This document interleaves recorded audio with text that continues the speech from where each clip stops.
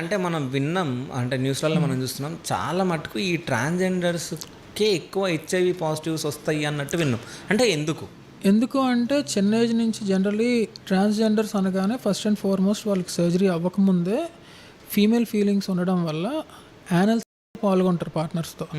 Anal is highly reactive. అంటే let's say ఎవరికైనా HIV ఉంటే త్వరగా స్ప్రెడ్ అయ్యే ఛాన్సెస్ ఎక్కువ యానల్ సెక్స్ వల్ల.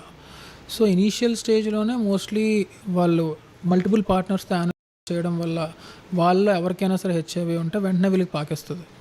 ఓకే, లెట్సే పాకలేదు, నార్మల్గానే ఉంది, ఓకే పార్ట్నర్స్ కూడా సేఫ్గానే ఉన్నారు అని అంటే సర్జరీ అయిపోయిన తర్వాత అయినా సరే, లేదంటే కొంతమంది ఓన్లీ పెనిస్ కట్ చేయించుకుంటారు, బట్ గా పాల్గొనాలంటే త్రూ యానల్లే.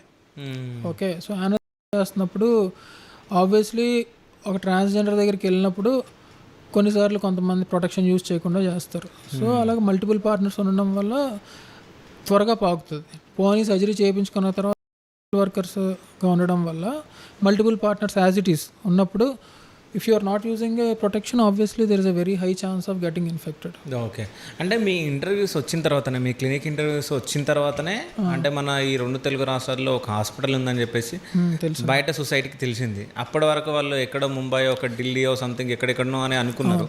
సో నాకు తెలిసి మీ కస్టమర్స్ ఎక్కువనే వస్తున్నారు అనుకుంటా. కస్టమర్స్ అనగానే పేషెంట్స్ అంటాం, కస్టమర్స్ అనగానే క్లయింట్స్ అంటాం, పేషెంట్స్ అని కూడా అంటాం. బికాజ్ వాళ్ళు ఏదో ప్రాబ్లంతో రావట్లేదు, they want to look good. So అందుకని they are clients, they are not patients, they are not customers అని మేము వాళ్ళని ఎలా ట్రీట్ చేస్తాం. ఓకే, కస్టమర్స్ కాదు, పేషెంట్స్ కాదు, దే ఆర్ క్లయింట్స్ అంతే. ఓకే, వాళ్ళకి ఒక రెస్పెక్ట్ ఉంటుంది. We give respect to these people from LGBTQ community and we